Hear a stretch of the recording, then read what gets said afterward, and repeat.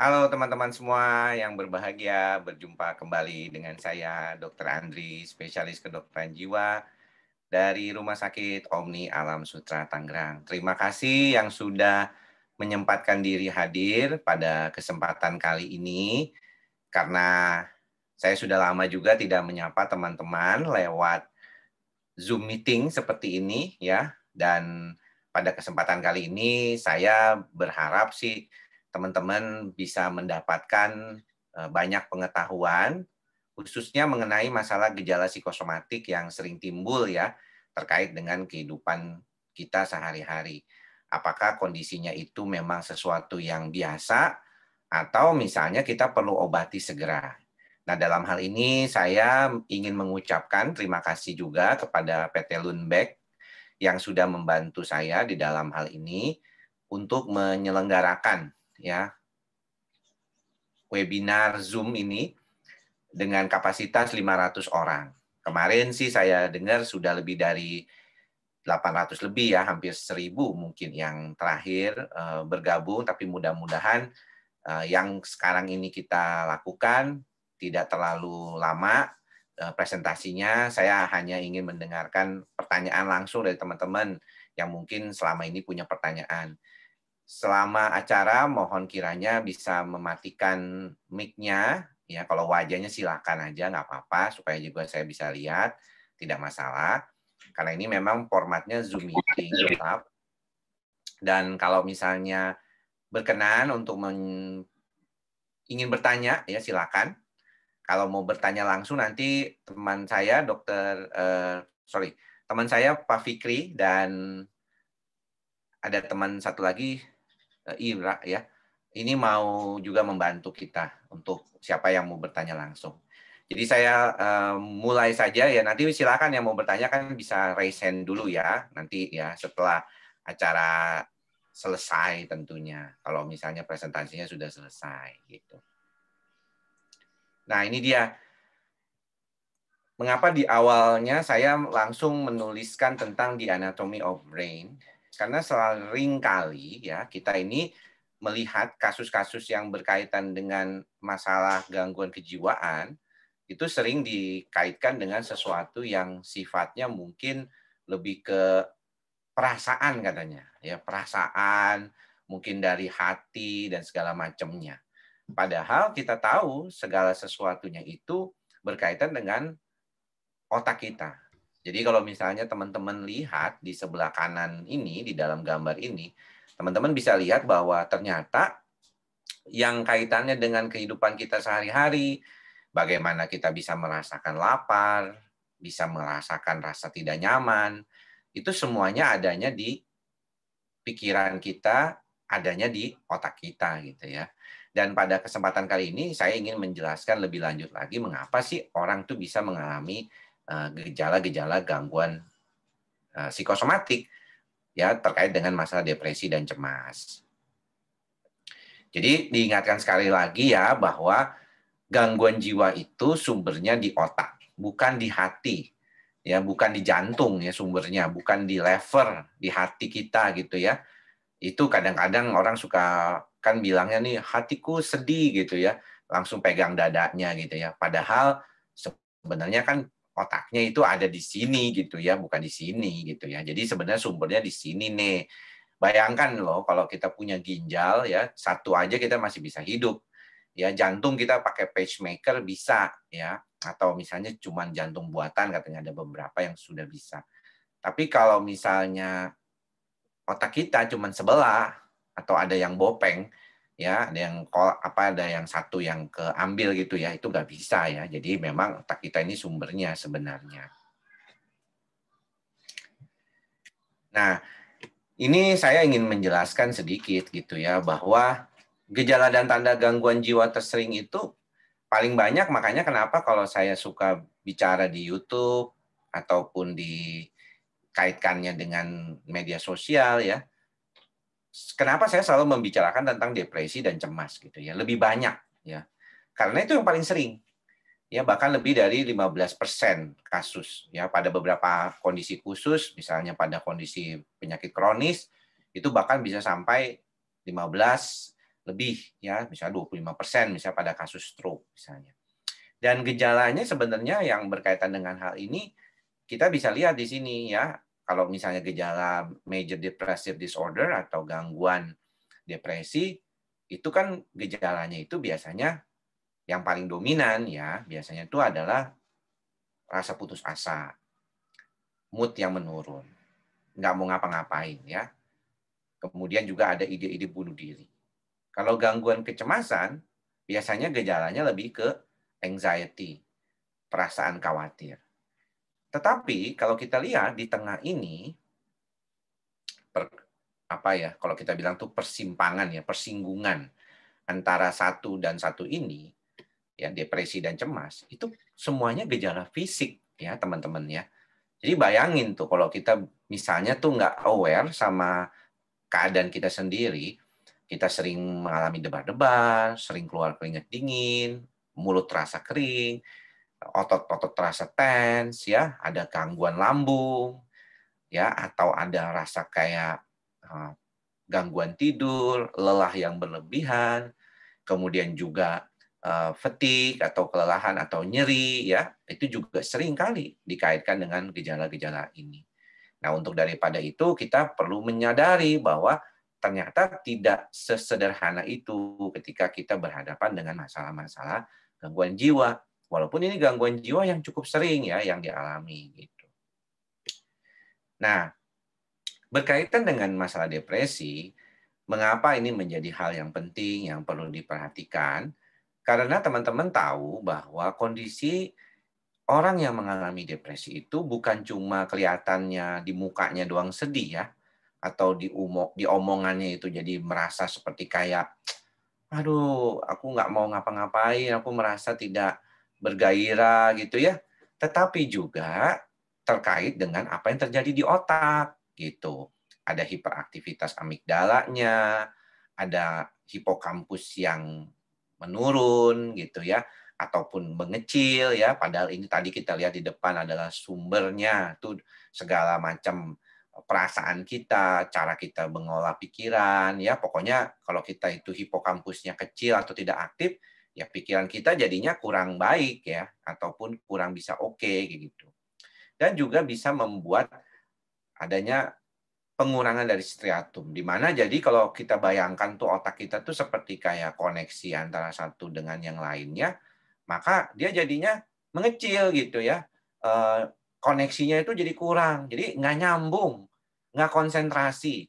Makanya teman-teman kalau saya lihat mukanya yang masih muda-muda ya, usianya 20-an, 30-an, datang ke dokter jiwa kalau gejala depresi, mungkin bukan gejala sedih, ya bukan gejala, sakit-sakit badan gitu ya, tapi lebih kepada susah mikir, susah konsentrasi, ya.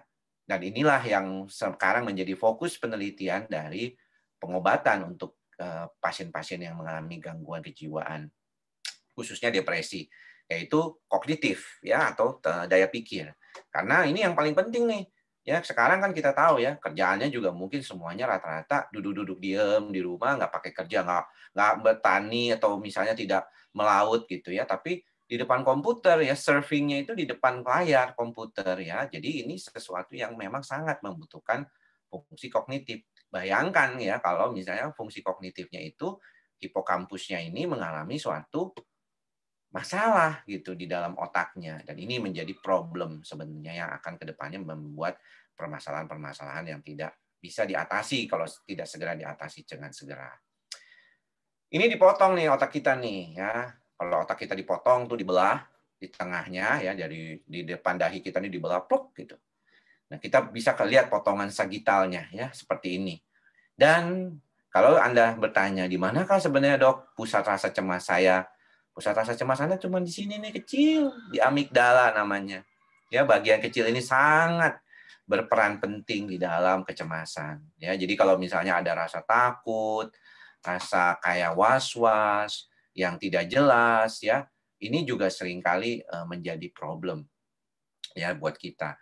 Apalagi kalau misalnya kita dihadapkan pada situasi-situasi yang menggedor-gedor terus tuh amigdala kita.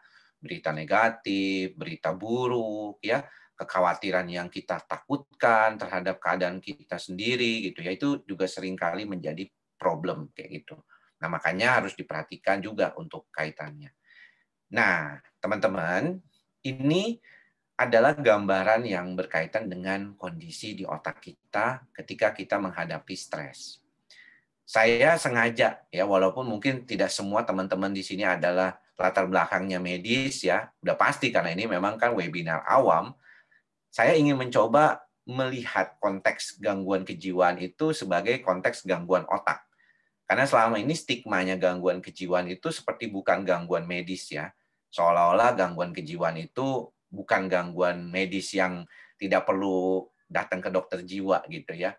Ataupun tidak perlu diberikan pengobatan kalau memang harus diberikan pengobatan untuk kasus depresi misalnya. Kalau kita lihat di sini teman-teman, pertama kali sebenarnya yang paling dominan awal pertama menerima ya sensasi otak kita itu memang adalah panca indera kita. Sudah pasti kan ya, kita ngelihat, mendengar, menghidu ya, mencium gitu ya. Kemudian juga merasakan itu kan panca indera semuanya. Nah, tapi yang menarik ya, ini juga sebenarnya teori yang sudah dari tahun 1930-an, 1901 Hans Selye pernah bilang bahwa yang paling penting itu adalah persepsi kita terhadap stres. Jadi teman-teman nih misalnya nih ya, ruangan kita tempat berada sekarang nih agak anget gitu ya, panas gitu ya, AC-nya kurang gitu ya. Tapi kalau teman-teman merasakan badan teman-teman santai aja lah, ini enak kok anget-anget kayak gini ya, daripada kedinginan gitu ya. Nggak stres itu ya. Ketika teman-teman mendapatkan berita misalnya terkait dengan COVID, teman-teman bisa bilang, oh ya udah memang COVID itu ada, tapi saya harus jaga diri 3M ya, pakai masker kemana-mana, coba menghindari kerumunan, jangan terlalu banyak kayak gitu. Maka teman-teman akan menganggap itu sebagai sesuatu yang tidak stressful, ya karena persepsinya itu tidak. Makanya nggak heran ya, banyak juga orang tuh yang sering mengatakan bahwa kondisi yang berkaitan dengan situasi di dalam otaknya sendiri itu lain, berbeda, ya.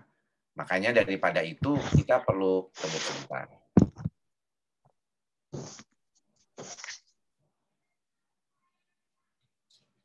Kita perlu segera mencoba memastikan ya kalau misalnya apa yang ada di dalam pikiran kita ataupun situasi kehidupan kita itu jangan dipersepsikan secara negatif. Ya. Karena kalau kita persepsikan secara negatif nantinya maka akan jadi lebih sulit. Begitu. Problemnya itu akan jadi lebih tidak mudah. Nah, selanjutnya apa yang akan terjadi di otak kita? Yaitu bagaimana otak itu akan berespon, tubuh kita itu akan mengeluarkan hormon yang teman-teman tahu yaitu hormon stres. Namanya kortisol. Ya. Kortisol itu akan nggak cuma di otak kita, dia akan berkeliling kemana-mana, ya termasuk ke bagian otak, kemudian ke badan-badan kita. Dia bisa mengaktifkan hipokampus, ya, mengenali ini sebagai suatu kondisi stres. Dan kalau kita dalam kondisi yang baik, yang lagi sehat, fit, gitu ya, hipokampus kita tuh akan mematikan sistem stres tersebut. Ya, jadi ya udah nggak ada stres gitu. Jadi teman-teman kalau misalnya yang mengatakan, oh stresnya saya cuma sementara doang kalau saya mau ujian, habis ujian saya nggak stres dong. Oh iya, udah itu mah bukan stres namanya. Yang disebut bukan stres yang sakit atau distress, tapi ya eustress, ya stres yang normal, yang membuat teman-teman mau belajar, mau begadang, bahkan sampai mau melakukan sesuatu untuk mencapai hasil itu gitu. Tetapi kalau nanti teman-teman mempersepsikan pekerjaan, kehidupan, situasi itu sebagai suatu stres yang distress yang membuat teman-teman itu sangat tidak nyaman dan itu terus terjadi terus secara kronis ya, maka yang terjadi adalah ini, kortisolnya terus naik, ya. Kemudian bagian otak depan ini, di depan kita nih, di belakang jidat kita ini ya. Kalau kita sujud nih, itu tuh, prefrontal cortex itu apa? Jadi mengecil, ya. Jadi nggak bisa mikir tuh. Itulah mengapa tadi saya bilang bahwa fokus sekarang kalau orang mengatakan pengobatan depresi itu fokusnya ke fungsi kognitif. Karena ketahuan udah makin tambah bahwa memang masalahnya tuh banyak berkaitan dengan fungsi luhur, fungsi kita berpikir nih. Prefrontal cortex ini kan kalau di binatang lain kagak ada ya. Kalau kita kan manusia nih mamalia juga sih sebenarnya ya. Tapi di binatang lain yang pinternya katanya dianggap mirip sama manusia, misalnya kayak apa tuh simpanse atau yang berkait ya pokoknya golongan itulah ya, itu kan tidak ada gitu yang berkembang seperti kita gitu. Makanya kita tuh bisa mikir, bisa punya akal, bisa melakukan sesuatu, ya merencanakan gitu. Itu semuanya adalah bagian dari kerja di sini. Dan satu lagi, dia tetap akan berkaitan dengan amigdala. Jadi sebenarnya 3 bagian besar tadi yang saya katakan di depan, itu yang paling sering tuh terjadi kalau misalnya ada stres. Hipokampusnya jadi kurang aktif, kalau kurang aktif dia bikin stres tambah, amigdalanya kelebihan, jadi sensasi stresnya jadi berlebihan, itu saling berkaitan. Dan kortisolnya meningkat. Apa hubungannya? Kortisol itu hormon stres, dan kalau misalnya dia tersebar ke dalam tubuh kita, mengenai organ-organ kita, maka teman-teman pernah dengar istilah inflammation atau peradangan, inflamasi. Jadi otak kita ini meradang juga, badan kita meradang, tensi naik, kemudian bisa jadi nanti diabetes ya karena hubungannya dengan hormon yang endokrin ya. Itu seringkali terjadi.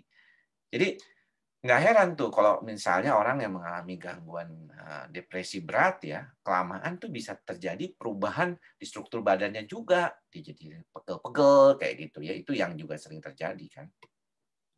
Nah, yang paling penting kalau kita bicarakan tentang HPA dysfunction atau tadi berkaitan dengan hipotalamus, pituitary, adrenal, maka kita harus perhatikan tuh ya problem yang berkaitan dengan kondisi seperti ini. Yang mana ini bisa menyebabkan terjadinya depresi. Stres yang terus-menerus ya akan menyebabkan hormon stres meningkat secara berkepanjangan, membuat banyak masalah di tubuh kita.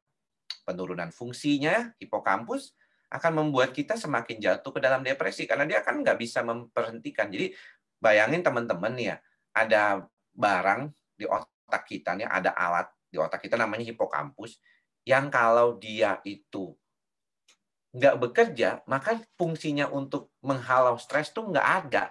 Jadi dia kayak numpuk-numpuk terus gitu. Makanya ada yang bilang, waduh susah banget ya dok lepas dari kondisi ini gitu. Iya, karena memang seolah-olah harus diperbaiki. Nah, disitulah sebenarnya para dokter jiwa sebenarnya cukup beruntung ya di dalam praktek kedokteran kita bisa menggunakan pengobatan ya dengan obat-obat antidepresan ya yang mana obat antidepresan ini bisa membantu gitu memperbaiki segera. Jadi kayak kalau dibilang potong shortcut-nya itu memang itulah. Kenapa dok? Karena ketika kita melakukan kondisinya lagi depresi, kita mau melakukan psikoterapi agak sulit kadang-kadang. Walaupun psikoterapi itu bagian dari suatu proses perbaikan untuk kognitif terapinya. Ya, tetapi kadang-kadang karena konteksnya hipokampus itu sudah sangat degradasi gitu ya di otak kita, maka akan menjadi sulit untuk mengatasi itu kalau misalnya tanpa pengobatan. Ya, jadi nggak heran kalau dokter jiwa suka memberikan pengobatan depresi gitu, antidepresan, anti cemas juga diberikan anti cemas ya. Karena apa? Karena memang ada keperluan untuk segera memperbaiki sistem ini yang sudah tidak stabil ya. Karena biasanya kan teman-teman jarang ya datang ke dokter jiwa tuh dalam kondisi yang baru mulai gitu ya. Biasanya sudah berbulan-bulan baru deh. Nah, di dalam otak kita ini kalau kita lihat susunan saraf pusat kita itu yang berkaitan dengan stres dan bagaimana sistem saraf itu saling berkaitan akan berhubungan dengan namanya susunan saraf otonom. Ya, dia ada simpatis dan ada parasimpatis. Simpatis ini tujuannya adalah meningkatkan, parasimpatis tujuannya menurunkan. Simpatis seperti gas, parasimpatis seperti rem. Ya, biasanya tuh dia meningkatkan denyut jantung, kontraksi ototnya, kalau misalnya simpatis meningkatkan motilitas sistem pencernaan ya. Sedangkan kalau parasimpatisnya bekerja, maka dia akan menurunkan motilitas sistem pencernaan. Jadi nggak heran ya teman-teman kalau misalnya lagi stres, parasimpatisnya yang aktif, maka teman-teman nggak bisa buang air. Ya, Atau misalnya malah terbalik, kalau simpatisnya yang dominan, maka teman-teman diare. Ya, tapi seringkali malah lebih sering kembung kan kalau misalnya kayak begitu ya. Jadi memang ini problem nih yang berkaitan dengan kondisi. Ketika kita berbicara tentang kecemasan, banyak orang yang takut sampai bolak-balik ke dokter, bolak-balik ke IGD ya. Kenapa? Karena mereka khawatir takut sakit jantung. Yang paling dominan yang harus diperhatikan adalah gejalanya. Kalau gejalanya itu seperti kayak menekan ya, seperti kayak sangat stabbing gitu ya, sharp gitu, tajam ya, nunjuk gitu di tengah-tengah atau cekit begitu ya. Itu kemungkinan bukan heart attack atau serangan jantung. Karena serangan jantung itu biasanya gejalanya itu adalah meres gitu ya, kayak diremes begitu ya, buk gitu ya, kayak digodam kalau dulu dibilang. Dan kita harus tahu bahwa kebanyakan gejala serangan jantung dipicu oleh kondisi aktivitas yang berat. Misalnya contohnya kalau kita lihat ada beberapa orang yang meninggal serangan jantung pada saat lagi berolahraga ya. Misalnya lagi saat sepeda, kemudian dia lagi main bulu tangkis atau dia lagi main futsal ya, kalau kita lihat seperti itu ya. Jadi artinya kondisinya itu dikaitkan dengan situasi yang memicu duluan. Kalau panik, enggak. Panik itu biasanya kita lagi santai-santai gini nih, lagi duduk-duduk santai, terus tiba-tiba gejalanya itu meningkat. Dan kalau panik biasanya gejalanya itu menurun ya, simptomnya itu menurun, turun terus gitu ya. Kalau gejala yang lainnya memang agak mirip tuh, makanya pasien gangguan panik seringkali khawatir. Tapi menurut penelitian, literatur memang sebaiknya jika teman-teman mengalami gejala-gejala seperti ini, ada baiknya teman-teman datang ke dokter ya, ke IGD setidaknya EKG dulu dah, aman gitu ya. Kadang-kadang diperlukan juga pemeriksaan tiroid pada beberapa kasus walaupun tidak semuanya. Nah, ini yang harus teman-teman perhatikan juga kalau misalnya mengalami ini. Tapi kalau misalnya kebanyakan sih yang saya lihat ya, yang usia perempuan ya masih usia muda ya, masih belum menopause gitu ya, kan nggak pernah ya ada kedengeran, jarang, nggak pernah deh hampir orang kena serangan jantung perempuan di usia reproduksi yang masih aktif kayak gitu ya. Jadi tidak perlu khawatir kalau perempuan. Kalau laki-laki ya kita kalau di atas 30 tahun bolehlah kita ini ya, sudah lebih baik ya. Nah, teman-teman kalau misalnya mau tanya keluhan psikosomatik yang paling sering itu apa, teman-teman sebenarnya bisa lihat di YouTube channel saya di Andri Psikosomatik ya, ada video yang berkaitan dengan 46 gejala psikosomatik. Nah, 46 gejala psikosomatik itu terdapat di dalam Bradford Somatic Inventory, dan waktu tahun 2019 saya sudah pernah melakukan ini di 2013 ke 2014 dan 2018 ke 2019. Terbanyak memang keluhannya adalah berdebar-debar, ya, yang paling sering diungkapkan. Sakit atau tidak nyaman di perut, ya, nyeri, ya, di daerah leher, ya, tegang seperti yang kayak kaku gitu ya.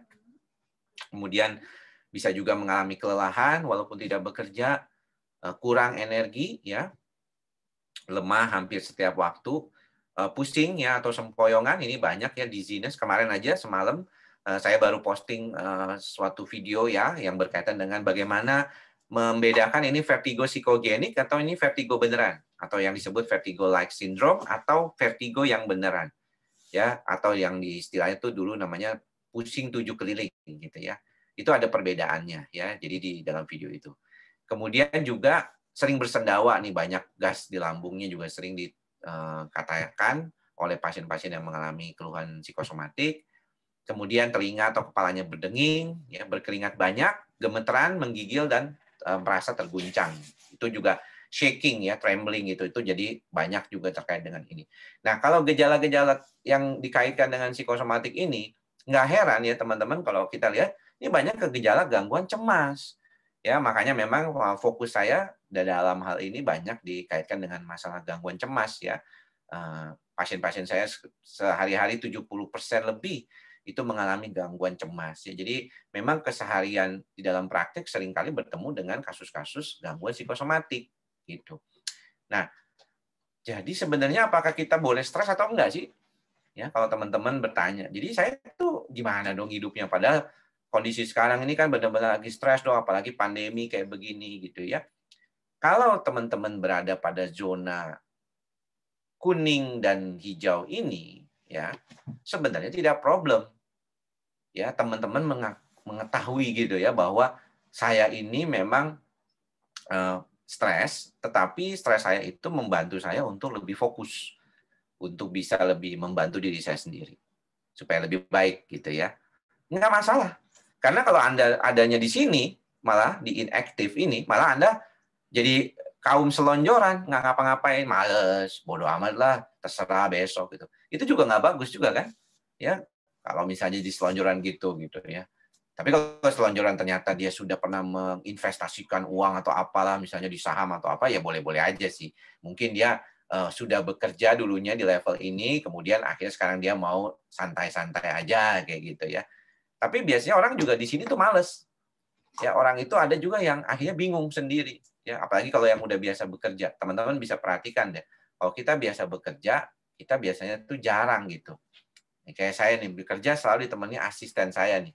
Sebelah saya nih ya, selalu menemani kadang-kadang. Dia mau tahu aja nih. Ya. Jadi kalau kita lihat ya situasi kondisi kita, ini adanya selalu di daerah ini nih, harusnya gitu ya. Nah, kalau udah sampai sini, teman-teman itu akan merasakan, kok kayaknya gue kecapean gitu ya. Kayak overload gitu. Rasanya kayaknya, aduh, kayaknya kok udah kecapean gitu. So, you have to get to back to this. Nah, harus balik lagi nih ke level ini. Di mana optimum stress ini, batasannya tuh sampai fatigue aja gitu. Sampai lelah, terus teman-teman istirahat, balik lagi. Nah, jangan sampai kelewatan ke level merah gitu ya. Ada burnout, ada breakdown, anxiety-nya sangat dominan. Ini yang tentunya akan jadi problem buat kedepannya. Ya, yang mana ini akan membuat ketidakstabilan di dalam kehidupan kita juga gitu ya. Jadi sebenarnya kita itu punya kemampuan. Tadi kan saya sudah jelaskan tuh di depan untuk mengendalikan stres kita. Ya, jadi kita udah tahu nih sebenarnya kita tuh punya kemampuan. Secara natural tuh hipokampus kita tuh bekerja untuk mengendalikan stres. Ada stres datang, amigdala kita beraktif, hipokampus kita aktif, maka kita sebenarnya bisa atau mampu untuk mengenali stres ini. Cuma sayangnya kadang-kadang kita tuh nggak tahu caranya bagaimana. Kalau saya sering kali di YouTube suka bilang ikhlas, sabar, sadar. Tujuannya apa sih? Ya, apa itu pendekatan mantra Kisamber Edan ini apanya gitu yang jadi fokusnya. Sebenarnya fokusnya itu mengademkan ini gitu. Ngademin amigdalanya supaya dia nggak terlalu tegang, supaya dia nggak terlalu jadi exhausted, dia cukup di optimum stresnya doang kayak gitu. Sebenarnya tujuannya itu. Jadi kalau kita menerima sesuatu apa adanya, musibah atau bencana yang ada di dalam diri kita sebagai sesuatu yang memang akan terjadi gitu ya, ataupun misalnya sudah harus diterima gitu ya, nggak bisa diapa-apain, ya udah kita akan terima dengan baik. Ya, kita nggak akan merasa kenapa gue yang mengalami ini. Ya, sabarnya juga demikian. Ya, kita sabar dengan segala sesuatu yang bisa membantu diri kita jadi lebih baik. Ya, menjalani situasi itu dengan baik sambil terus berupaya untuk memperbaiki diri. Dan sadar gitu bahwa ini adalah segala sesuatu itu tidak pernah kekal sebenarnya.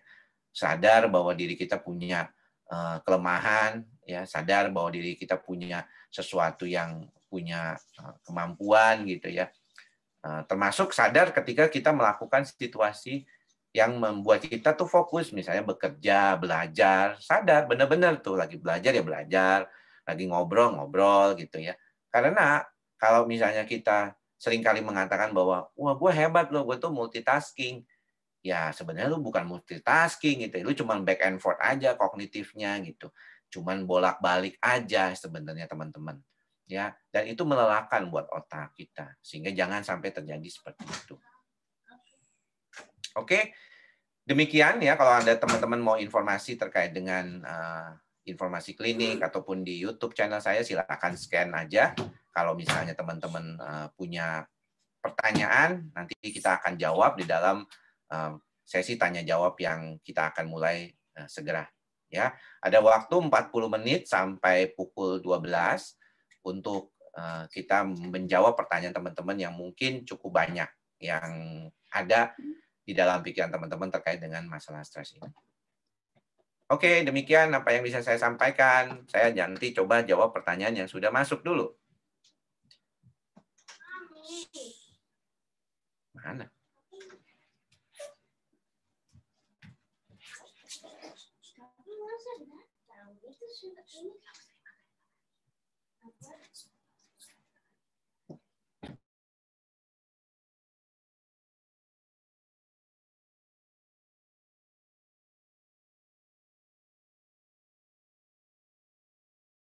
Boleh yang raise hand dibuka mic-nya, silakan Caca. Sorry, ini siapa? Pak Sutarji ya? Ya, Dok. Ya, Pak Sutarji, coba boleh. Baik, terima kasih, Dok. Saya termasuk salah satu pasien dokter juga di Omni. Tapi udah beberapa bulan saya nggak berobat karena kebetulan saya agak jauh di Bandung. Dan udah habis untuk untuk repeat beli obatnya. Nah, mungkin insya Allah nanti pas habis Lebaran atau habis pas pandemi ini agak reda ke Jakarta lagi. Cuma mungkin gini, Dok, saya ingin bertanya bagaimana tips untuk mengendalikan serangan panik atau cemas yang berlebihan yang suka mendadak gitu, Dok. Jadi langsung terasa limbung, terasa sakit, tenggorokan kering, kemudian kayak perasaan tuh kayak sakit jantung itu gitu loh. Ya. Jadi kayak semua badan terasa sakit semua, kayak limpung. Jadi ingat penyakit ini, ingat penyakit itu, dan lain sebagainya yang intinya yang negatif tok gitu, nggak ada positifnya. Mungkin itu. Terima kasih ya, Dok. Ya, sama-sama Pak Sutarji.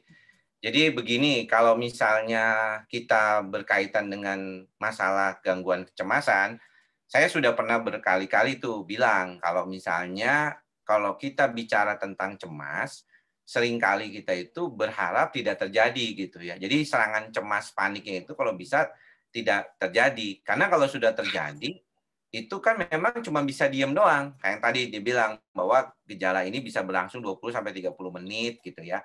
Dan memang kalau apa sih gunanya pengobatan? Kalau misalnya diberikan pengobatan tuh tujuannya untuk mengademkan itu gitu, untuk mengurangi dampak dari situ. Kita tahu ketika orang pertama kali mengalami serangan panik, itu artinya otak itu sudah sangat aktif gitu. Sehingga akhirnya membuat otaknya tidak mampu lagi mengendalikan, mengaktifkan sistem saraf otonomnya, terjadilah aktivitas yang berlebihan. Timbulnya sebagai gejala-gejala fisik, berdebar-debar, sesak napas, keluar keringat dingin, tangan gemeteran, seperti itu. Nah, artinya kalau gejala itu masih datang, mengapa dokter sering kali menyarankan Anda minum obatnya jangan cuma 2 minggu ya, coba lebih lama lagi. Jadi dipolakan supaya otak itu dalam kondisi yang cukup stabil gitu ya, cukup membantu dirinya supaya lebih stabil dulu. Nah, saat timbul kondisi yang sudah stabil itulah nanti pelan-pelan diturunkan. Dengan harapan juga jangan sampai cuma obat doang nih yang membantu supaya si pasien itu jadi lebih baik. Juga harus dibantu dengan teknik-teknik lain ya, seperti relaksasi. Ya, ini yang seringkali lupa nih, relaksasinya lupa gitu ya. Harus ada waktu untuk merelaksasikan diri. Nah, cuman perlu diingat teman-teman bahwa masalah gangguan panik ini memang faktor genetiknya cukup dominan ya, lebih dari 43,8% pasien yang mengalami gangguan panik sebenarnya memiliki dasar genetik di otaknya. Jadi buat mereka itu suatu pemicu kecil saja seperti berita atau WhatsApp group atau sesuatu yang mungkin membuat kita tuh nggak nyaman, itu langsung aja gitu membuat kecemasan. Mungkin orang lain sih biasa aja gitu ngedengar begitu gitu ya.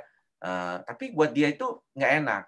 Itu juga mengapa saya tidak menyarankan teman-teman yang masih berkutat dengan pengobatan itu punya grup yang terlalu intens membahas tentang masalah panik. Misalnya teman yang satu cerita, gue kemarin kena panik lo gitu. Atau gue kemarin ada tetangga kena COVID gitu ya. Tetangganya malah kenapa-napa kena COVID, mungkin gejalanya ringan, tapi dia udah ketakutan gitu. Itu dipicu gitu karena otak itu terlalu aktif gitu, mau menangkap segala sesuatunya itu dan meresponnya terlalu berlebihan. Jadi itu yang sebenarnya kita harus perhatikan ya dengan mengapa cemas ini menjadi sangat sulit kadang-kadang. Kok lama dok pengobatannya, kok kayaknya nggak baik-baik gitu ya. Kayaknya enak sebentar, bagus kalau pakai obat, dilepas obat begitu lagi. Kalau saya bilangnya, kalau Anda pakai obat membaik, berarti memang obat itu cocok. Tapi ketika lepas obat, artinya bantuan itu kan nggak ada lagi, dia balik lagi tuh gejalanya, karena memang otak itu belum bisa beradaptasi dengan situasi itu. Dan itu butuh waktu lama emang. Ya, jadi saran saya buat teman-teman atau pasien yang sedang dalam menjalani pengobatan, perhatikan hal-hal seperti ini. Bagaimana kita bisa mengelola pikiran dan perasaan kita agar bisa jadi lebih baik gitu ya, mengarahkan ke hal-hal yang positif. Dan coba kurangi deh. Saya bukannya bilang nggak boleh ya. Saya sendiri memang sejak kemarin 1 Mei semalam saya sudah matikan Instagram saya ya. Instagram saya Andri Psikosomatik itu saya matikan untuk sementara waktu. Ya, saya nggak tahu sampai kapan, tapi saya pikir memang itu sekarang nanti akan dipegang oleh admin di psikosomatik_omni saja. Ya, jadi kalau teman-teman mau cari informasi terkait dengan praktek, silakan follow-nya di psikosomatik_omni saja. Jadi itu memang akun yang khusus dipegang admin untuk membantu saya. Kalau saya sendiri memang mencoba untuk kita fokus dulu deh ke hal-hal yang misalnya di praktek sehari-hari gitu. Ya, teman-teman juga merasa kalau misalnya media sosial sangat intrusif ya, teman-teman ya lebih baik tidak melakukan gitu ya. Gitu. Oke, sekarang saya coba ke siapa nih yang tadi? Caca ya? Silakan. Caca sudah dipin, silakan. Lupa Caca nih. Dok, Ya, jangan kalau banyak. Pertanyaannya singkat jelas ya, supaya ya, nggak lama, yang lain biar kebagian. kalau misalnya udah ke psikolog, udah melakukan mediasi, hipnoterapi, dan lain-lain, tapi tidak berpengaruh, apakah mesti ke psikiater juga Nggak untuk dibantu berpengaruhnya oleh kayak obat? apa? Ya, Nggak berpengaruhnya tuh maksudnya apa? masih paniknya masih berlebihan gitu, dok. Masih berlebihan ya ke psikiater Iya. deh kalau begitu. Karena kalau misalnya memang sudah berlebihan, kadang-kadang artinya situasi di tubuh kita memang perlu ada suatu proses untuk perbaikan lebih lanjut gitu. Jadi mungkin tadi saya bilang kognitif terapi mungkin bermanfaat ya, tetapi kalau sistem di otak hipotalamusnya sama, terutama di amigdala ya, kalau cemas itu di amigdalanya itu. Dan susahnya gini loh ya, kalau saya bilang ya, kita tuh kan hidupnya tuh memang banyak cemasnya juga ya, kehidupan kita. Jadi kadang-kadang kalau kita misalnya merasa enggak, gue nggak stres kok, nggak juga, jangan salah loh, nggak stres itu bisa aja kita memang lagi stres juga gitu. Jadi kalau saya perhatikan banyak di antara kita itu seringkali merasa bahwa tingkat stres kita itu kita nggak tahu gitu. Karena seringkali sumbernya itu ada di lingkungan sendiri. Ya, cara kita mengatakan diri kita sendiri juga akan sangat mengatakan hal-hal terhadap diri kita gitu ya. Saya baik, saya bagus, saya cemasan, itu juga akan, makanya kalau pasien yang cemas jangan mikirnya, aduh, gue tuh emang orangnya begini dok, gue mah orangnya cemasan, gue mah begini, ya nggak baik-baik gitu, akan begitu terus aja gitu.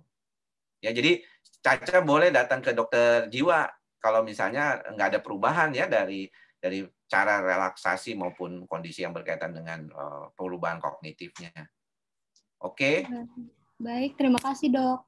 Sama-sama. Silakan, Marbella. Silakan. Siang, dok.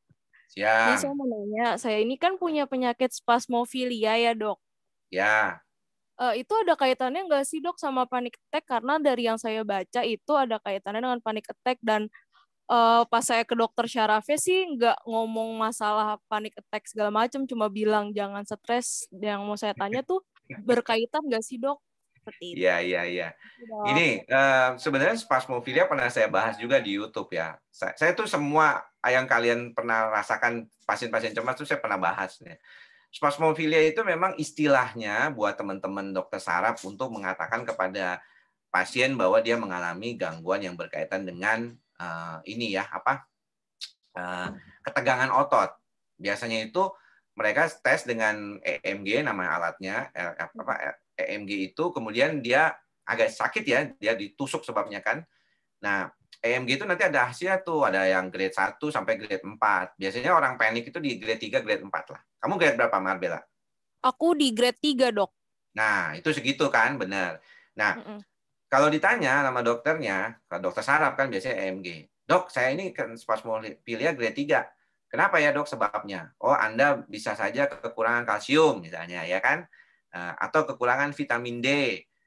Cek deh kalsiumnya normal. Vitamin D-nya agak kurang. Indonesia 90% kan kurang ya vitamin D-nya dari 30. Jadi jemuran deh gitu. Tapi ternyata Marbella punya gejala lain selain daripada spasm otot. Misalnya apa? Ada berdebar-debar, kaku, tegang, ya perasaan cemas, was-was gitu ya. Jadi ada gejala fisik dan ada gejala psikis gitu ya. Nah, kita tahu bahwa sebenarnya masalah yang berkaitan dengan spasmofilia banyak dialami oleh kondisi yang berkaitan dengan keadaan gangguan psikiatrik seperti gangguan panik gitu. Jadi pengobatannya kadang-kadang tidak cuma dengan anti cemas, tapi juga harus dengan antidepresan ditambah dengan relaksasi. Itu nomor 1. Ya. Oke. Ya. Oke. Jadi Dok mau nanya lagi. Jadi perlu ya Dok buat ke psikiater, Dok? Iya, cuma kadang-kadang mungkin teman-teman sejawat itu suka malu-malu. Biasalah, mereka kalau ke teman sejawat dokter jiwa kan kadang-kadang kasihan, nanti pasiennya marah lagi katanya kalau disuruh ke dokter jiwa gitu ya. Padahal sih biasa-biasa aja sih gitu ya. Kalau misalnya memang gangguannya cemas panik ya harusnya kan ke dokter jiwa. Tapi apa yang terjadi pada Marbella itu banyak banget pada pasien-pasien saya juga. Mereka udah datang bawa EMG, spasmofilia, atau dibilang apa hyperventilation syndrome ya. Itu juga sering kan dikaitkan dengan itu. Oke, thank you. Sekarang dengan Da Silva. Silakan Da Silva, sudah dipin. Iya, siang Dok. Saya mau tanya, kalau gangguan tidur seperti hipersomnia itu dia termasuk ini nggak sih Dok, psikosomatis gitu? Bukan. Dan ada nggak sih tipsnya atau dia tuh bisa disembuhin nggak sih Dok? Karena saya sempat konsultasi di Alo Dokter gitu Dok, by chat. Terus sebenarnya saya topiknya itu kan psikosomatis sama gangguan tidur. Saya nggak tahu. Tapi ternyata gangguan tidur tuh relate sama depression juga gitu loh Dok. Nah, cuman maksud saya itu apakah itu memang bisa dan perlu diobati nggak sih gangguan tidur? Jadi hipersomnia ini artinya kebanyakan tidur kan? Nah, kita harus membedakannya dulu. Bahkan di siang hari pun tidur. Jadi hipersomnia ini adalah di luar dari jam tidur wajarnya. Misalnya, biasanya yang jadi patokan kita itu lebih dari 10 jam per hari. Ya, jadi kalau Anda, teman-teman semua di sini ada yang tidur lebih dari 10 jam per hari, nah, biasanya itu memang ada problem tuh berkaitan dengan itu. Ya, jadi kita harus perhatikan juga nih, ya kondisi seperti ini juga. Nah, tapi harus bedain hipersomnia sama narkolepsi. Karena narkolepsi itu dia serangan tidur mendadak. Jadi misalnya kamu lagi ngobrol nih sama saya begini di Zoom, tiba-tiba kamu blek. Nah, begitu. Nah, itu namanya narkolepsi. Itu bahaya tuh, bisa nabrak tuh. Ya, kalau lagi naik berkendaraan mobil atau motor gitu ya, bisa kecelakaan. Nah, itu obatnya biasanya stimulan. Kalau hipersomnia kita lihat dulu apa sebabnya. Apakah dari depresi ya atau hipoaktivitas dari hipotalamus. Kan bisa juga. Ya banyak sebab tuh.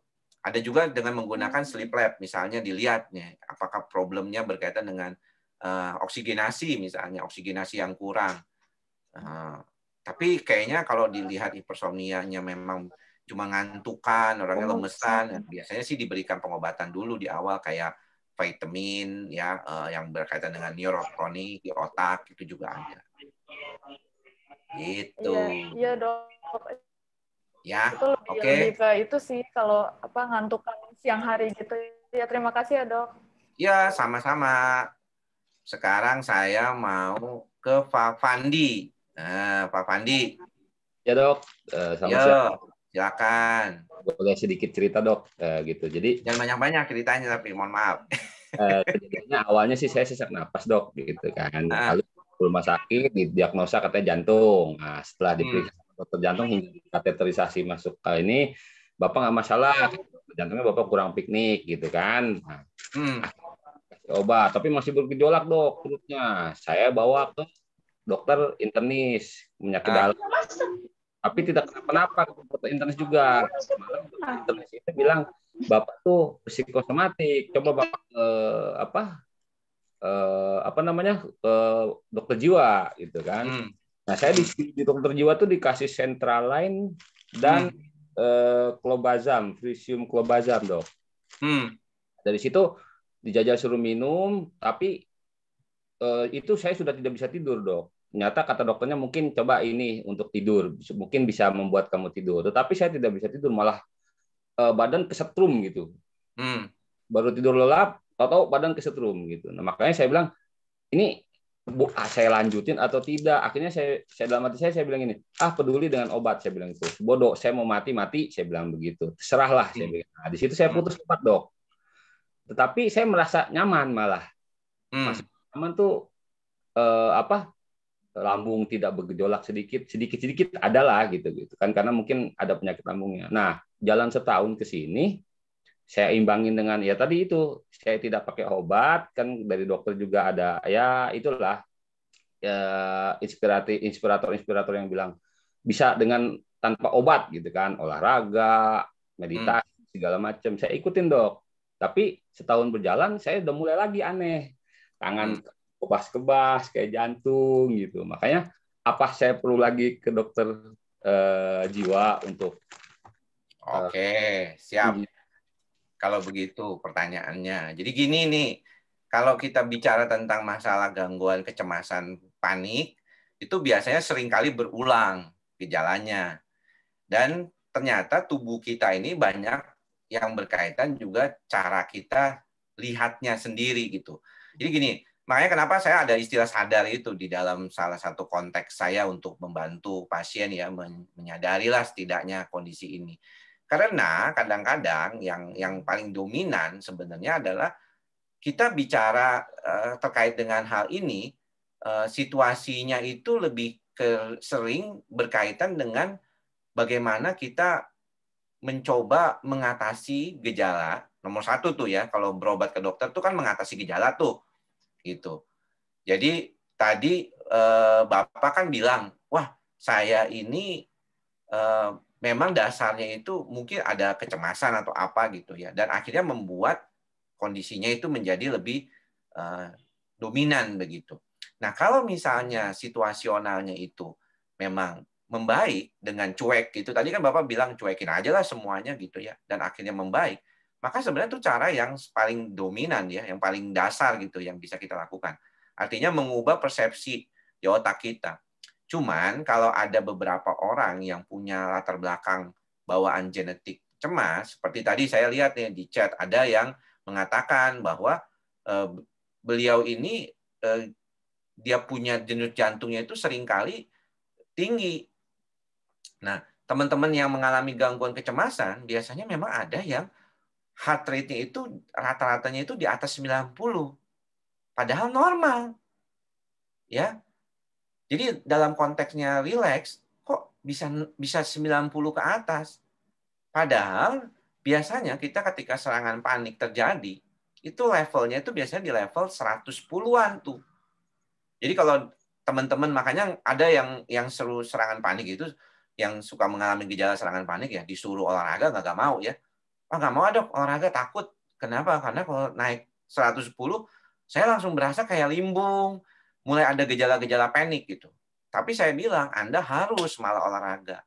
Karena tujuan dari berolahraga adalah menyeimbangkan otonom sistem itu. Ya. Kalau datang ke dokter jantung, teman-teman yang pulse-nya itu di atas 90-an dalam kondisi normal, ya biasa istirahat gitu ya. Itu kan suka dikasih obat-obatan seperti propanolol atau bisoprolol gitu ya, untuk membantu supaya menurunkan dulu. Ya, tapi saya tadi lihat kalau Bapak kan sudah sampai di kateterisasi gitu ya, berarti sampai benar-benar sudah fokus gitu ya ke kondisi secara langsung melihat apakah ada pembuluh darah di jantung yang bermasalah. Saya rasa itu sudah cukup gitu. Kalau misalnya cuma diberikan clobazam doang, dok, boleh nggak sih diminum lagi gitu ya? Atau saya harus datang ke dokter lagi? Kalau Anda masih punya, memang bisa untuk mengurangi Dokter jantung juga suka kasih kan. Dokter saraf juga suka kasih itu karena itu ada efek masa relaksannya, ada efek penenangnya. Tapi kalau misalnya masih berlanjut lebih dari seminggu, sudah begitu, ya datang lagi aja deh ya ke dokter jiwanya daripada nanti bingung gitu. Oke, Pak Pandi ya. Makasih ya. Terima kasih, Dok.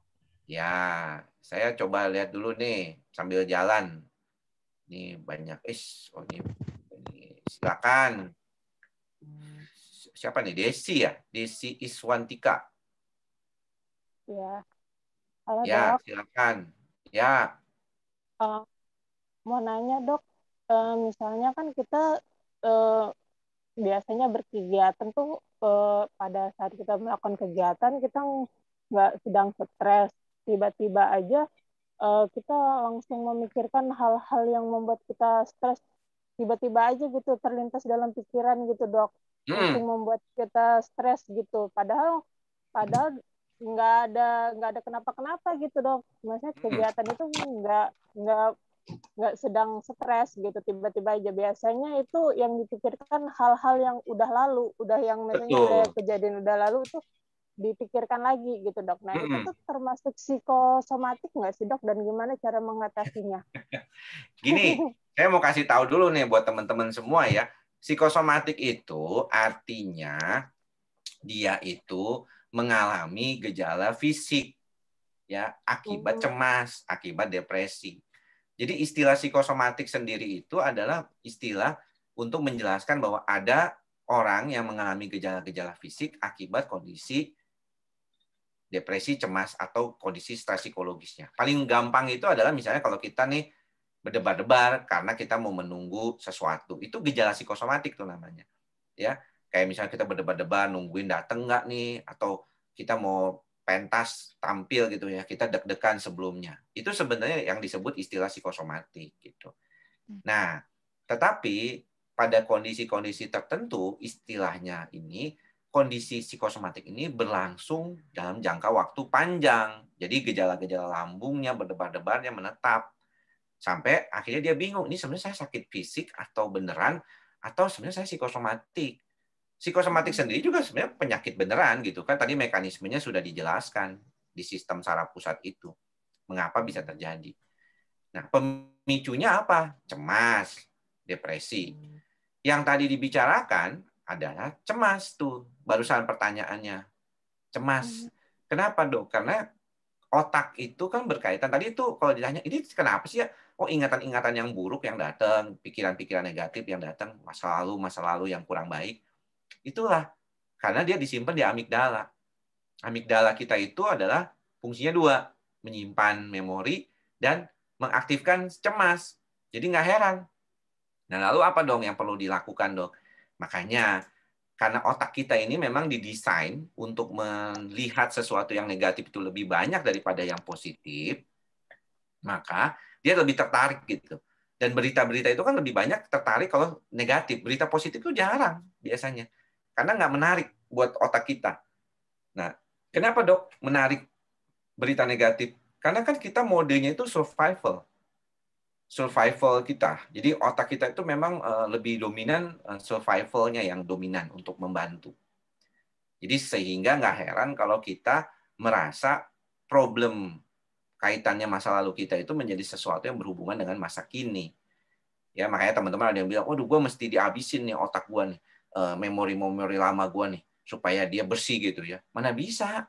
Kan kalian jadi seperti sekarang, teman-teman, Bapak Ibu, jadi sekarang ini karena dulu kan. Problem itu kan udah dari dulu, pelan-pelan. Makanya kadang-kadang kan suka ada yang susah menyadari. Makanya saya selalu bilang, sadar. Anda tuh seringkali nggak sadar bahwa apa yang terjadi pada diri Anda sekarang itu adalah kaitannya karena Anda sendiri sebenarnya. Pola perilakunya, cara mengelola pikirannya dulu, masukin positif negatifnya lebih banyak negatif ke otak kita. Jadinya cemas. Coba kalau lebih rileks, lebih santai, lebih nggak terlalu pikirin yang macam-macam gitu ya. Pokoknya hidup dijalani dengan baik gitu. Nah, ini susahnya kan sekarang banyak distraksi ya. Makanya istilahnya disruption technology itu kan kenapa? Karena terlalu banyak pikiran. Multitasking lebih bagus. Ya, padahal bukan multitasking kali itu mah.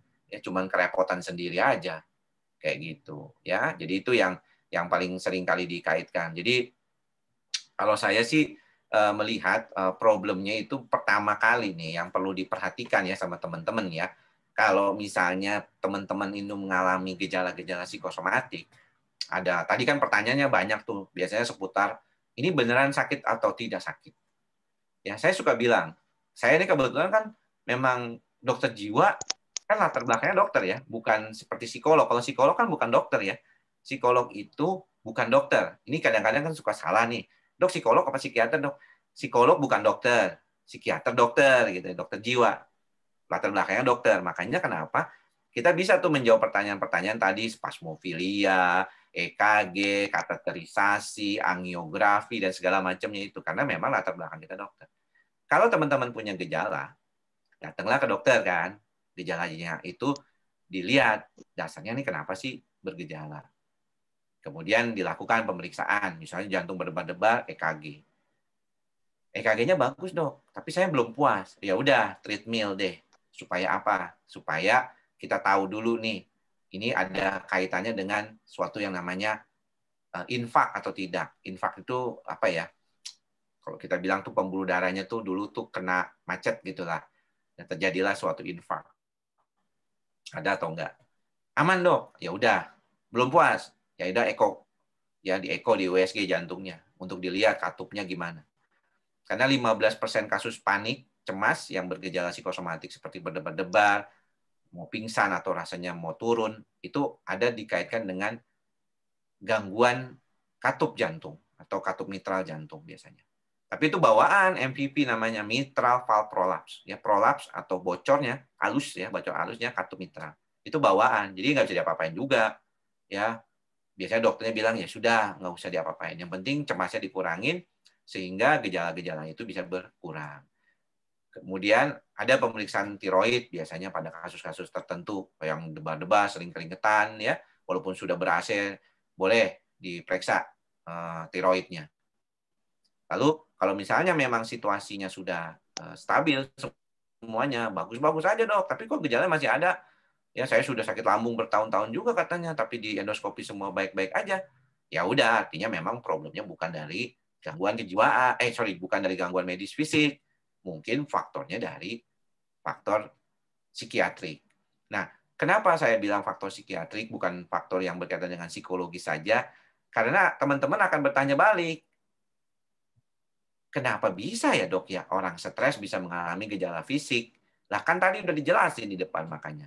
Ada kortisol, ada amigdala, ada sistem saraf otonom, ya ada hipersensitivitas dari hipotalamus, sehingga gejala-gejala kayak demam-demam gitu kok bisa terjadi? Ya iya kan kenanya di termostat tubuh kita yaitu hipotalamus. Nafsu makan bisa berubah, pola tidur bisa berubah tadi. Itu kan karena sistem saraf pusatnya. Jadi makanya kenapa tadi saya bilang semua gejala itu sumbernya di otak. Ya, di otak nih. Ya. Jadi ini yang menjadi segala sumber dari masalah ini. Jadi problemnya kadang-kadang kita perlu pengobatan, misalnya dengan antidepresan, anti cemas, kayak tadi Bapak Firdan tadi ya. Nanya, boleh nggak saya makan obat anti cemas? Ya boleh. Kalau berulang dok, coba lagi. Kalau memang nggak bisa ditangani dengan non obat, silakan makan obat, nggak apa-apa. Nggak apa-apa makan obat dok, nggak apa-apa. Ya untuk memperbaiki, karena kualitas hidupnya membaik. Ini jangan-jangan kadang-kadang kalau ke dokter saraf, ke dokter penyakit dalam, ke dokter yang lain, bolak-balik nggak apa-apa makan obat. Tapi kalau ke dokter jiwa baru aja mulai, sudah belum dikasih obat sama dokternya. Udah langsung, dok saya kalau bisa jangan makan obat dok, nanti takut ketergantungan. Nah, jadi kadang-kadang pasiennya udah ketakutan duluan gitu. Karena stigmanya itu, waduh nanti gue dikasih obat, nanti gue jadi bego nih otak gue. Kayak gitu. Ya, jadi mudah-mudahan aduh keseruan jadinya nih. Tidak bingung ya teman-teman ya. Nah, coba kita lihat lagi. Ini banyak banget yang nanya, sampai bingung. Ya, ini siapa? Dinda nih, Dinda. Coba Dinda. Silakan Dinda. Cepat aja ya pertanyaannya ya. Yuk. Siang dok, izin cerita dulu dok. Saya itu tahun kemarin itu didiagnosis depresi dengan psikosomatik yaitu insomnia, GERD, sama vertigo. Kemudian dari psikiater dapat obat-obatan antidepresan sama lorazepam selama 3 bulan. Yang ingin saya tanyakan, apakah depresi itu bisa sembuh total atau memang bisa kumat? Karena setelah setahun psikosomatis saya itu bisa kumat, Dok. Insomnia saya bisa kumat, kerja bisa kumat. Apalagi ketika bersinggungan atau ketemu sama trigger saya yang setahun yang lalu. Kemudian bagaimana cara mengontrol supaya tidak jatuh lagi ke dalam depresi yang tahun lalu, Dok? Ya, pertanyaannya kalau misalnya apakah depresi itu bisa berulang?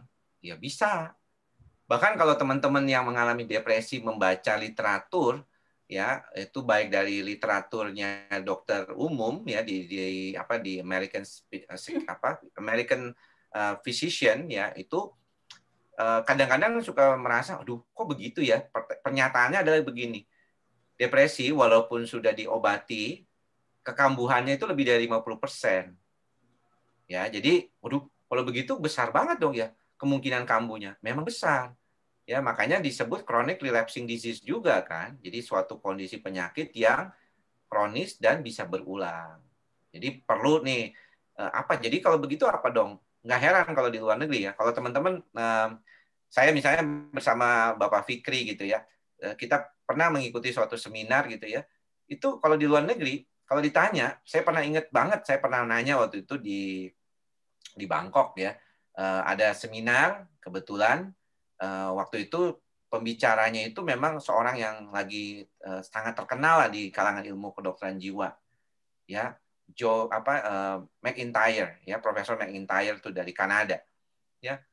Waktu ditanya sama salah satu peserta dari Vietnam, pertanyaannya mirip tuh, kapan bisa dilepas obatnya. Jadi teman-teman tahu bahwa kalau penelitian tentang obat antidepresan itu rata-rata 24 minggu, which is 6 bulan ya, 6 bulan ya, 24 minggu. Di dalam penelitian akhirnya biasanya konklusinya begini, penggunaan antidepresan ini selama 6 bulan berturut-turut mengurangi risiko terjadinya gejala kembali dan keberulangan sampai lebih dari berapa persen gitu ya, sehingga dalam penelitian dikatakan bermakna. Tapi kalau di dalam klinis, ketika kita tanya sama Profesor McIntyre itu, berapa lama ya pengobatannya? Terus dia balik tanya, pasiennya bagaimana? Membaik sih dok dengan penggunaan obat. Terus saya mau lepasin. Kenapa Anda lepas? Kalau dia baik dengan pengobatan, apa perlunya Anda lepas? Apa yang membuat dia baik? Pertahankan.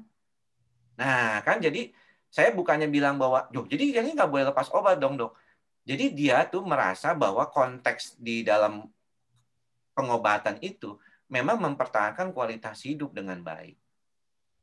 Jadi kalau misalnya dia suka berulang, maka dia makan obat. Makanya kenapa kalau dia sampai 2-3 kali berulang episodenya, biasanya disarankan makan obat seumur hidup. Tapi kalau misalnya saya masa dok, kepengen dong kalau bisa nggak makan obat gitu ya. Ya boleh lakukan psikoterapi, karena memang cognitive behavior therapy salah satunya juga sangat bermanfaat kan untuk membantu pasien-pasien yang mengalami gangguan ini. Gitu, depresi sepertinya. Jadi kalau gejala psikosomatiknya memang berkaitan dengan depresi kan bisa. Jadi karena ada depresinya, dia juga mengalami gejala-gejala psikosomatik. Ya, jadi teman-teman, ini sebagai penambahan informasi ya, bahwa ada kadang-kadang orang suka merasa, saya nggak perlu pengobatan terus, masa diobatin terus dong. Memang ada yang perlu gitu. Tapi makanya jangan sampai ngobatin sendiri. Ini kadang-kadang beli obat sendiri di marketplace gitu ya. Mentang-mentang ada gitu ya, walaupun itu sebenarnya juga nggak benar gitu ya. Nggak boleh ya ngobatin sendiri gitu. Ya, wah udah ada panggilan sholat nih. Udah mau jam 12. Terima kasih, dok. Ya, sama-sama Mbak Dinda. Mana lagi nih? Masih ada waktu 7 menit lagi. Banyak banget yang nanya. Saya nggak bisa semuanya ya, mohon maaf ya. Ya, sorry. Di random aja, di random dah. Mana yang kelihatan di ini aja. Nih, siapa nih? Novi. Silakan langsung. Ya. Dok, ada ini sakit dari udah lama banget dok, udah lebih dari 10 tahun. Kayak ditusuk gitu dok, dari telapak kaki sampai sekarang udah sampai selangkangan kalau sakit, dan bisa sampai kayak kejang gitu sebelah kayak orang stroke gitu loh dok. Tapi sebabnya itu nggak jelas. Kadang-kadang bisa karena kaget, karena stres, atau karena dingin. Udah pernah di MRI sama di EEG nggak ketemu apa-apa dok. Itu gimana ya dok? Ya kalau nggak ada apa-apa mungkin dicari penyebabnya kenapa dulu tuh. Ya, apakah memang problemnya berkaitan dengan situasi di sarafnya gitu ya. Karena kan biasanya kalau pengobatan itu akan dilihat kan ada apa nih di saraf pusatnya. Tapi kalau gejalanya jarang-jarang, timbul tenggelam begitu. Perempuan kan yang Novi ini kan usianya berapa? Mohon maaf. Saya 36 sekarang. 36 ya Dari masih sejak dianggap saya muda remaja, sih. Iya. Kalau 36 sih biasanya sih jarang ya. Ada yang namanya fibromialgia ya gejalanya. Kadang-kadang itu biasanya diobatinya dengan obat anti epilepsi, biasanya juga seringkali dominan itu. Ya. Coba kita nanti lihat dulu deh kondisinya. Apakah memang kalau dia nggak ada dari masalah di saraf biasanya dikasihnya vitamin B12, neurotonik gitu. Itu yang paling dominan ya suka dikasih biasanya. Gitu. Dok, tadi kalau maaf sekalian, kalau gejala kambuh tadi itu tapi belum ada psikosomatisnya, apakah ke psikolog dulu atau tetap bersamaan dengan ke dokter sekalian, walaupun mungkin belum terasa ada gejala fisiknya gitu? Sebenarnya kalau misalnya gejala yang dimaksud apa dulu yang menyebabkan? Misalnya kayak cemas depresi itu harusnya kemana sih dok? Ke dokter jiwa atau ke psikiater? Atau ke dokter jiwa psikiater atau ke psikolog? Dua-duanya bisa. Mana yang paling dekat aja? Ya kan? Tapi kalau misalnya gejala psikosomatiknya dominan banget, saya sarankan ke dokter jiwa kan? Gitu. Karena nanti kan teman-teman yang mengalami psikosomatik tuh kebanyakan gejala fisiknya itu kan udah dikonfirmasi nih dengan berbagai macam pemeriksaan, lab, kemudian apalagi tuh EKG, EEG. Tadi saya udah jelasin sebenarnya tuh apa yang saya seringkali temukan pada beberapa kasus seringkali memang berkaitan dengan pemeriksaan dasar kan. Yang saya omong ini semuanya ada di YouTube kan. Sudah pernah saya bahas gitu. Cuman ya mungkin pengen nanya langsung lebih berasa enak aja gitu. Jadi kalau misalnya gejalanya kambuh silakan datang ke dokter atau datang ke dokter. Misalnya pokoknya gini, ada gejala lambung datang ke dokter lambung atau ke dokter umum kayak gitu. Ada gejala berkaitan dengan nyeri, boleh ke saraf dulu gitu. Kan tadi dikonfirmasi kan. Jadi juga nggak boleh dikit-dikit psikosomatik, walaupun sih saya jarang lah. Orang tuh nggak gampang-gampang ngomong psikosomatik. Karena biasanya udah ketakutan duluan kalau dia ada sakit apa gitu di belakangnya. Gitu. Itu yang dominan terjadi makanya. Terima kasih banyak. Ya, sama-sama. Nih, Pak Owen nih dari tadi. Habisnya nggak ini sih. Silakan, Owen nih. Soalnya nggak mau ngomong apa? Shalom, Dok. Selamat siang. Dok, siang. Saya udah ada seminggu, Dok, keluar dari rumah sakit. Hasil EKG-nya bagus. Kenapa dirawat? Nah, itu, Dok. Pertama saya tuh ngerasa kayak berdebar jantungnya, susah dijelasin gitu. Nah, akhir dari semuanya itu kemarin saya disuruh ke psikiater gitu. Oh gitu. Nah, bagus dong dokternya. Kebetulan keluarga saya tuh kayak kurang setuju gitu dok kalau ke psikiater gitu. Padahal saya udah nonton videonya dokter yang di YouTube. Nah, yang saya rasain tuh sama banget kayak dari kaku, susah tidur. Kalau tidur mimpinya jadi kayak aneh-aneh, nggak sampai terlelap banget gitu dok. Udah berapa hari ini gitu. Padahal udah diminum obat. Sebelumnya saya juga udah susah BAB. Setelah BAB malah diare gitu dok. Nah saya coba kayak ikutin mantranya dokter, ikut mulai dari kayak mulai bikin aktivitas lain-lain. Perutnya tadinya kembung, mulai nggak kembung. Tapi balik lagi kembung dok. Terus sekarang saya ngalaminnya kayak di bagian depan sini jidat saya kayak kaku gitu dok. Ya. Nah itu sebenarnya jatuhnya ke panic attack atau gangguan cemas atau seperti apa sih dok? Gitu. Ya, oke. Terima kasih dok. Jadi sebenarnya gini, kalau kita bicara tentang gangguan kecemasan ya, seringkali itu memang kan banyak gejala fisik tuh. Nah di dalam gejala fisik itu seringkali kita melihat problem yang berkaitan dengan kondisi kita itu seringkali dominan gejalanya adalah gejala yang berkaitan dengan fisik tadi. Problemnya adalah kadang-kadang kalau misalnya gejala fisiknya itu dominan, kita takut kan ini sakit apa nih.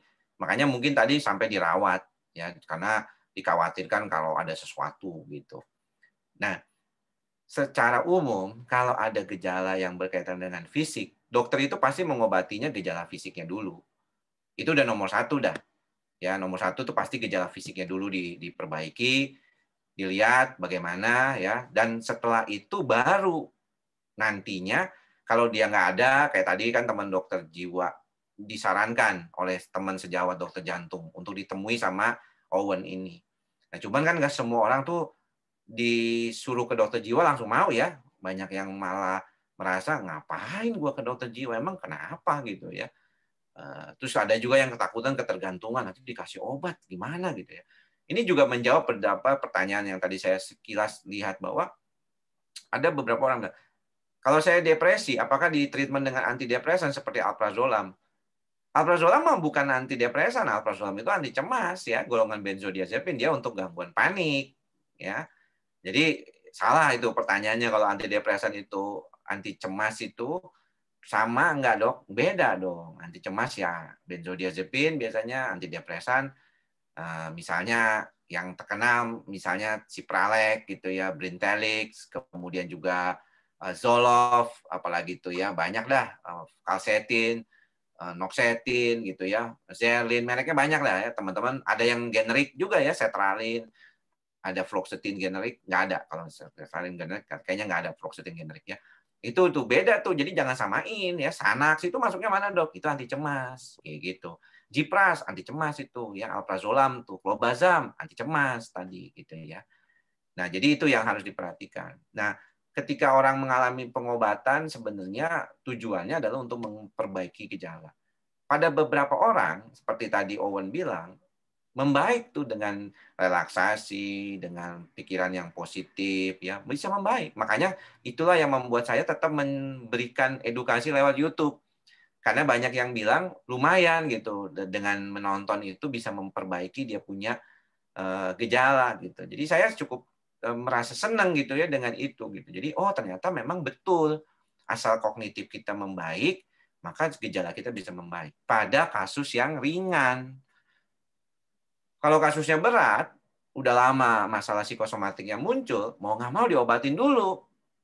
Ya dengan apa dok? Dengan pengobatan. Supaya apa? Supaya tadi tuh hipokampus yang lagi udah mengecil, kayak tadi kan saya jelasin tuh supaya Anda bisa ngebayangin gitu. Bayangin coba loh, kalau otak kita nih, sistem saraf pusat kita, itu mengalami gangguan. Masalahnya kita mikir, merasakan, itu karena otak kita. Tapi otak kita lagi ngaco gitu. Itu kan susahnya tuh. Beda kan kalau ngobatin bakteri nih. Ada bakteri masuk. Aduh, saya kena tipes nih dok. Kasih antibiotik.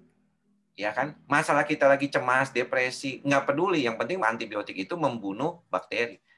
Lah kalau otak yang kita pakai sehari-hari, terus kemudian dia mengalami masalah, kita mau benerinnya itu kadang-kadang gimana ya caranya? Kan nggak mungkin kita taruh dulu, kita matiin dulu mesinnya. Terus kita nggak pakai otak kita dulu gitu. Ya nggak mungkin kan, jadi sambil jalan. Tuh, makanya kenapa proses terapi psikiatri itu berlangsung ada lama. Karena selain daripada otak itu diperbaiki, dia juga kan masih dipakai. Makanya ada yang bilang, dok boleh nggak istirahat dulu? Pada beberapa kasus bisa. Tapi pada beberapa kasus lainnya tidak disarankan. Karena ujungnya nanti kan kita akan membantu diri kita untuk mengatasi gejala itu dengan baik. Ya, dan kita berharap situasi ini yang berubah. Kalau teman-teman merasa sering kambuhan, berobat kambuh, berobat kambuh ya. Perhatikan deh apa penyebab kekambuhannya. Hal-hal apa saja di dalam lingkungan kita yang menyebabkan terjadinya problem-problem seperti itu. Jangan-jangan memang kalau dibilang perubahannya belum ada. Cuman kitanya doang gitu makan obat, tapi perubahannya belum ada. Nah, ini juga terjadi kok pada kondisi di luar ya, di luar negeri. Banyak orang-orang yang sering merasa bahwa kondisi-kondisi seperti itu nggak bisa diobatin ya dok ya. Iya kadang-kadang. Tetapi sebenarnya kitanya yang berubah pertama. Karena ujung-ujungnya tuh dari kita dulu gitu. Itu yang nomor satu. Seringkali kita lihat. Ya, jadi kitanya yang mau berubah atau enggak, baru nanti proses itu mengikuti. Cuma kalau kita nggak tahu dari mana berubahnya, kayak kita kehilangan diri di hutan gitu ya, lost gitu. Kemana nih tujuannya ya? Makanya itu perlu proses terapi, baik di psikolog gitu ya, kalau untuk terapi kognitif maupun di psikiater juga. Oke, saya kasih pertanyaan terakhir buat Atika ya. Silakan. Atika tadi udah belum ya? Belum dok. Ya, ini terakhir ya sebelum kita tutup acara ini. Oke, terima kasih dok. Jadi saya itu didiagnosa oleh dokter saya yaitu mixed anxiety and depression disorder dan dikasih obat sebelumnya ganti, dan obat yang baru itu fluoxetine sama lorazepam. Dan saya juga disarankan oleh dokter saya itu kalau misal mau ada tanda-tanda panik itu dikenali dulu gejala dininya, dan saya menemukan, alhamdulillahnya saya menemukan, namun jatuhnya saya seperti was-was takut karena panic attack saya muncul, jadi saya itu selalu was-was jangan sampai kambuh gitu loh dok. Jadi jatuhnya saya selalu waspada sama badan dan otak-otak saya gitu. Gimana ya dok cara untuk mengatasinya? Terima kasih dok. Iya, jadi sebenarnya nih diagnosisnya sudah dapat ya dari dokternya gitu ya, di diagnosis masalah yang berkaitan dengan mixed anxiety depression ya, betul ya tadi kan? Iya dok, benar. Nah, mixed anxiety depression. Jadi gangguan depresi cemas campuran ya. Kadang-kadang kalau kita lihat memang ada yang didiagnosis itu di mana ada gejala depresi dan cemas yang sama. Problemnya adalah bagaimana cara mengurainya. Kalau misalnya gejala-gejala cemasnya masih ada, depresi masih ada. Sebenarnya ya tetap dengan pengobatan ya, terapi mungkin sudah diberikan antidepresan tadi katanya fluoxetine, dan dikasih juga lorazepam ya untuk anti cemasnya. Pengobatannya bagus, kemudian bagaimana mengurangi kemungkinan untuk datang kembali? Sebenarnya problemnya itu adalah bagaimana bisa mengelola pikiran dan perasaan tadi ya. Jadi kalau saya pikir memang selain kita mengurangi gejala, kita juga perlu mengidentifikasi hal-hal di lingkungan kita yang sekiranya punya problem terhadap kita sendiri. Ketika kita tidak bisa mengubah lingkungan, maka yang paling bisa diubah adalah diri kita sendiri kan. Termasuk bagaimana kita mengelola pikiran itu supaya lebih baik. Karena sulit juga sih kadang-kadang kalau kita lihat ya, situasi di otak kita ini kan memang terus-terusan terdistraksi. Makanya kenapa orang tuh perlu silent. Teman-teman yang mungkin Muslim melakukan sholat 5 waktu ya, yang lain juga sembahyang secara rutin. Tujuannya apa? Sebenarnya untuk mengistirahatkan kan otak kita dari segala sesuatu yang berkaitan dengan distraksi. Boleh juga offline dari media sosial sekali-sekali gitu ya, kayak apa yang saya lakukan gitu ya. Jadi seminggu ke depan atau 2 minggu ke depan atau 3 minggu ke depan nggak usah cari saya dulu ya di Andri Psikosomatik di Instagram saya sudah matikan semalam gitu ya. Jadi kenapa dok? Kan nggak apa-apa dok. Ya nggak apa-apa kan, pengen aja. Siapa tahu itu bisa bermanfaat. Dan banyak manfaatnya kok, mempunyai cara untuk bisa kontrol. Nah, itu intinya. Kontrol terhadap diri kita sendiri. Bagaimana kita bisa mengontrol kehidupan kita. Kalau kita mau lepas, ya lepasin sebenarnya. Kan tinggal tergantung kita. Cuman kadang-kadang kan, sayang kan dok, ada followernya udah banyak, saya mau stalking mantan. Itu lagi tuh. Makin tambah puyeng kepala kita ya. Jadi sebenarnya segala sesuatu terhadap pikiran dan perasaan kita, itu semuanya tuh kita yang pegang kendalinya. Teman-teman kalau misalnya merasa lost control, itu berarti teman-teman tidak bisa mengontrol. Sedangkan kemampuan untuk mengontrol itu juga membuat kesehatan jiwa kita jauh lebih baik. Ya, jadi kalau kita bisa mengontrol sisi dari diri kita sendiri, mengontrol perasaan kita. Walaupun dok kan panik susah dikontrolnya, betul. Panik susah dikontrolnya. Tetapi hal-hal yang bisa membuat kita panik bisa kita kontrol. Jadi itu yang mungkin perlu diperhatikan oleh teman-teman semua. Ya, mudah-mudahan secara singkat apa yang saya uraikan dari tanya jawab tadi bisa bermanfaat. Mungkin ke depannya kalau misalnya teman-teman merasa ada keperluan, boleh ya silakan ya memberikan saran kepada saya. Ya, kalau sekarang ini mungkin sementara nanti dipegang admin dulu tuh di psikosomatik_omni Instagram saya. Jadi kalau misalnya ada mau mention saya tadi foto-foto ada mention, silakan ya di sana aja gitu ya. Biar admin nanti yang kasih tahu ke saya apa aja yang mungkin membantu. Atau scan tadi juga silakan ya, itu di blog yang dipegang oleh admin juga. Jadi mudah-mudahan apa yang saya berikan pada kesempatan kali ini bisa bermanfaat buat teman-teman semua. Dan mungkin Pak Fikri masih ada bersama saya? Ada, Dok.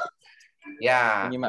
Boleh kita buka dulu ya, open ini kali ya, biar foto bersama katanya. Kan biasanya suka begitu ya.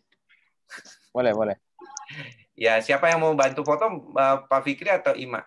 Ya, saya akan bantu, Dok. Berdua, Dok. Oh, baik. Ya udah. Kita mulai sesinya 10 detik lagi ke depan.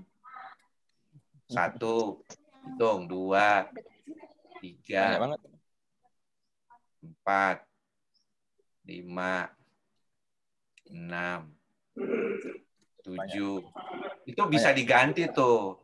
Lagi duduk begini, relaksasi. Ngitung aja begitu. 1.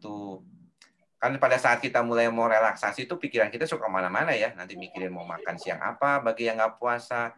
Bagi yang puasa mikirin mau buka pakai apa gitu ya. Otaknya kemana-mana mulu tuh. Mungkin kita boleh ngitung 1, 2, 3 gitu. Itu kan bisa diganti dengan asma Allah misalnya, atau kata-kata yang membangkitkan semangat, atau apapun lah ya, yang Buddhis, Budo atau apalah, itu bisa ya. Jadi akan sangat lebih baik ya. Jadi sudah ya, IG saya nanti udah admin aja nih yang pegang nih ya, kalau ada yang mau ada yang mau informasi. Cuman di DM kayaknya nggak dibalas karena kan memang admin cuma bisa ngebales tentang itu aja ya. Silakan ya, silakan Mas Fikri. Dihitung Mas supaya enggak. Ya, bentar. Ini ada banyak, jadi sebentar saya biar ada 7 kan. Jadi saya mau pastiin semua kena. Oke, karena harus pelan-pelan ya. Jadi ada 7 halaman, Dok. Ya. Oke. 1, 2, 3.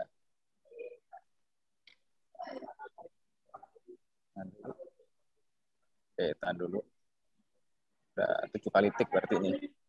Nah. Ada 7 halaman, Dok. Jadi kan ada beberapa kali tik ya. 3 kali tik kali ini. 1, 2, 3. Oke, satu lagi.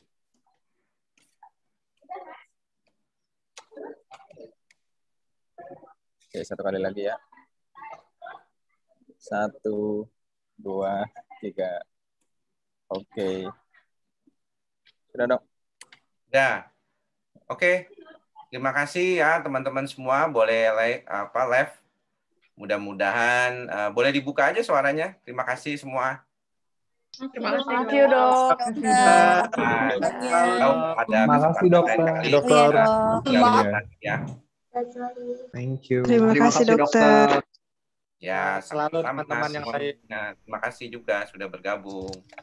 Terima kasih. Terima kasih Pak Fikri, Mbak Ima dari Lundek. Terima kasih banyak, Dok.